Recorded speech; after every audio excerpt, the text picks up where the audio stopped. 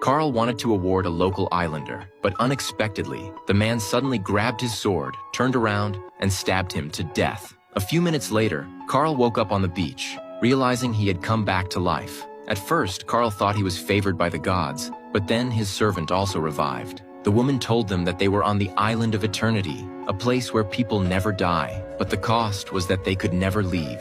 Carl only heard immortality and thought he could become an eternal king. He decided to conquer the entire island, starting with challenging the current king. He believed that if he won, he could become the new ruler. However, the king was excited by the challenge. Carl didn't realize how powerful the king was. Within seconds, he was defeated. But Carl didn't give up and continued challenging him. After another failure, he tried to ambush the king, only to be easily killed. Over the following days, Carl faced a series of failures. Whether riding a horse or wrestling, he was always defeated. Unable to accept defeat, Carl decided to go to the other side of the island. There, he found a dark temple where humans could sacrifice parts of their bodies to gain dark armor. Since he kept coming back to life, Carl managed to assemble a full set of dark armor, planning to challenge the king once again. Meanwhile, the king was discussing the island's construction plans. When Carl issued his challenge, everyone ignored him. He launched his most powerful attack, but it couldn't hurt the king,